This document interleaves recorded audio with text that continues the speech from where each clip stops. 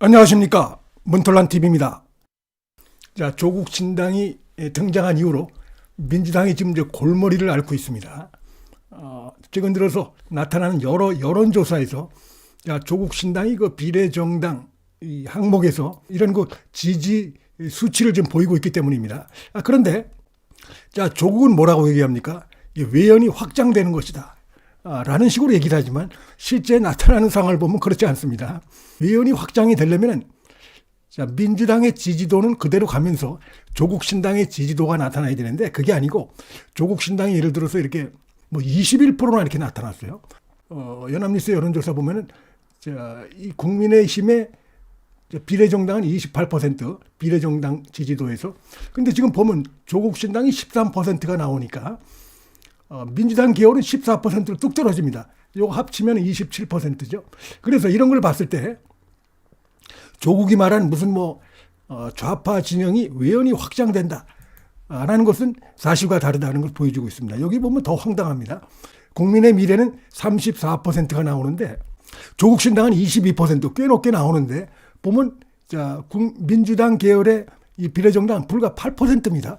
한 자릿수에 그치는 것으로 나타나고 있어요. 그래서 이게 지금 윈윈이 되는 게 아니라 다시 말해서 1 플러스 1은 2 혹은 그 이상이 되는 게 아니라 1 플러스 1이 자칫 이거 2도 안 되겠다는 그런 그 전망까지 낳고 있습니다. 즉 잘해야 제로섬 게임이고 이게 지금 상황이 가다 보면 오히려 더 쪼그라드는 그러니까 좌파 전체의 파이가 오히려 쪼그라드는 이런 쪽으로 나타날 가능성도 대단히 크다고 봅니다. 자, 그러다 보니까 지금 조국하고 이재명이가 최근에 만났는데 별로 그렇게 표정이 밝을 수가 없죠. 특히 이제 이재명 입장에서는 그러니까 민주당 계열의 그 정당과 같이 하고 있다.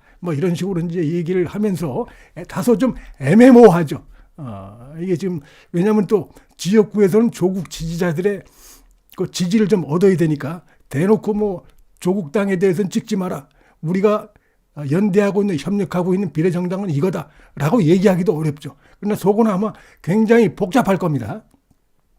조국 입장에서 현재 나오는 이런 거 여론 추세를 보면 잃을 게 없죠. 일단 조국 입장에서는 아쉬울 게 없는 것입니다. 그러나 민주당 입장에서는 계산이 복잡할 수밖에 없는 것인데 자, 여기서 이 조국 신당의 등장이 좌파 진영 전체 파일을 오히려 축소시키는 본전도 찾기 어려운 이런 결과를 낳을 가능성이 크다. 자, 이렇게 보는 것입니다. 일단 첫째는 분명한 거는 제살 깎아먹기 하고 있다는 건 분명해 보입니다. 한마디로 제로섬 게임이다. 이건 분명히 보이는데 연대인 것 같기도 하면서 또 연대 아닌 것 같기도 하고 애매모호한 사실상 이건 연대라고 봐야 되죠.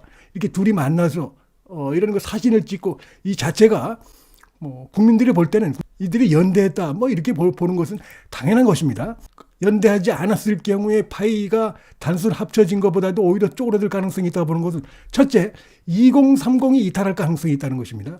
왜냐하면 지금 2030은 공정이나 이런 공정이라는 가치에 대해서 굉장히 예민하고 민감합니다. 그렇기 때문에 특히 그 조국 하면은 바로 뭡니까? 공정 가치를 정면으로 침해한 이런 걸로 해서 2030들이 아주 등을 돌리고 있는 이런 대표적인 인물이죠. 그렇기 때문에 이런 인물이 중심이 된 정당에 대해서도 2030이 등을 돌릴 수밖에 없습니다. 근데 이런 거 연대하는 모습을 통해서 민주당이 결국은 이재명이가 조국 이 신당하고 손을 잡고 있구나. 이렇게 비춰지는 것이죠. 이럴 경우에 이 조국 신당에 대해서뿐만 아니라 이 민주당에 대해서도 부정적인 영향을 줄 가능성이 크다 이렇게 보는 것입니다. 그다음에 이제 지금 이탈자가 점점 늘고 있죠. 이재명이 그 사심 공천, 막장 공천, 보복 공천, 방탄 공천을 하는 바람에 이탈자가 늘고 있습니다. 특히 호남에서 보면 아주 그 수치가 뚜렷하게 지금 나타나고 있는데, 자, 그 이탈자들이 일부는 조국 신당이라든지 이런 데 좀 가는 것은 분명히 보입니다. 그런데 민주당에서 떨어져 나간 이탈자들이 전부 다 조국 신당으로 가지 않고 일부는 그냥 무당층에 남아있을 가능성이 있다고 봅니다. 자, 지금 이재명의 행태가 싫어서 지금 민주당을 이탈은 했지만 그렇다고 그들이 봐도 이 조국 신당은 아닌 것 같다. 이렇게 생각하는 그런 기존의 야권 지지층이 있을 수 있는 것이죠. 그래서 떨어져 나가지만 그들이 다 이 조국 신당에 다 달라붙어 갖고 지지를 하는 게 아닐 수 있다는 것이고, 그리고 그들이 이제 총선 때 지금 다시 돌아오지 않을 가능성이 있다고 봅니다. 그러니까 실망해서 떨어져 나갔지만 조국 신당도 아니다 싶어갖고 그냥 무당층에 남아있는 그 영역에 남아있는 민주당 지지층도 적지 않이 있을 수 있다는 것입니다. 그렇기 때문에 앞으로 민주당의 지지도가 떨어질 가능성이 지금보다 더 떨어질 가능성이 굉장히 크다. 조국 신당으로도 뺏기고 그다음에 일부는 그냥 무당층으로 남는 이런 현상이 충분히 있을 수 있다는 것입니다. 또 하나는 이들의 이런 거 뭐 공동으로 사진을 찍고 하는 이런 모습들 같이 포즈를 취하고 이런 모습들이 자 국민들 눈에 볼 때는 범법자들의 연대로 비칠 수밖에 없습니다. 자 이젠 조국은 이제 대법원 선고만 남았죠. 2년형이 확정될 가능성이 대단히 높다고 봅니다. 그래서 올해 안에 대법원 선고가 나올 겁니다. 제가 볼 때 구속될 가능성이 대단히 높습니다. 예를 들어서 조국이 배지를 달아가지고 재미를 볼 경우는 이번 선거 결과가 혹시라도 국민의힘이 일당이 되지 않고 다시 말해서 일당이 되더라도 150석이 안 되는 이런 경우에 그리고 지금 뭐 예를 들면 민주당하고 이 조국 신당이 합치면은 과반이 되는 이런 경우가 혹시 생긴다. 그럴 가능성은 저는 없다고 보는데 그럴 경우는 뭐 이들이 전략적으로 손을 잡고 뭐 어떤 뭐 수작을 부릴 수도 있겠지만 그런데 지금 이제 뭡니까? 조국의 경우는 뭐 불체포 특권 이것이 필요 없는 단계입니다. 지금 바로 그 대법원에서 선고가 나오면 어떻게 됩니까? 바로 이제 구속이 되는 겁니다. 지금 우리 앞으로 불체포 특권은 이제 이재명 쪽에서 한 번 더 나올 수가 있죠. 지금 이제 이화영 선고가 얼마 안 남았는데 대북 불법 송금에 이제 관여한 이 부분이 이화영의 그 진술이 검찰에 가서 3번이나 진술한 이 내용이 이제 공개가 됐습니다. 수원지방법원에서.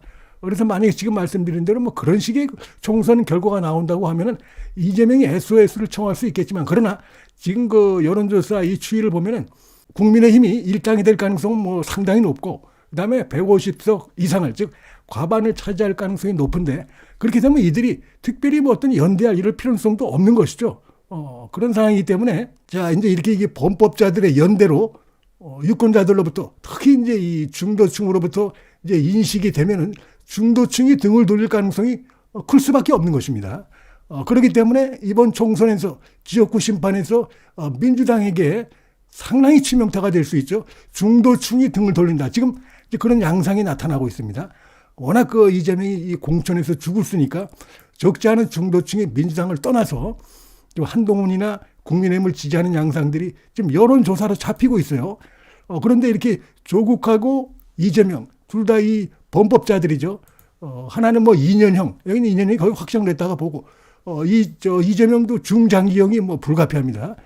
이런 자들이 이렇게 손을 잡고 의회를 갖다가 이렇게 해서 방탄의 어떤 그 목적으로 이 범법자들의 그 피난처 같이 좋지 않은 이런 행태들 이런 모습을 보면서 중도층부터 등을 돌릴 가능성이 크다. 그래서 뭐 이들이 뭐 연대를 해봤자 오히려 얻는 거는 전혀 없고 1 플러스 1은 2가 아니라 뭐 1.5 내지는 그런 식으로 뭐 1보다 작은 수치가 될 가능성이 장기적으로 볼 때 크다. 그래서 말씀드린 대로 2030이 등을 돌릴 수 있고 기존 지지층들도 민주당을 떠나서 무당층으로 갈 수 있고 그다음에 이제 특히 중도층이 이들하는 그 행태에 대해서 실망해서 역시 떠날 가능성이 큰 이런 상황이다. 이렇게 생각이 됩니다. 자, 그리고 이제 앞으로 이들이 이제 총선 뒤에 과연 어떻게 될 것인가.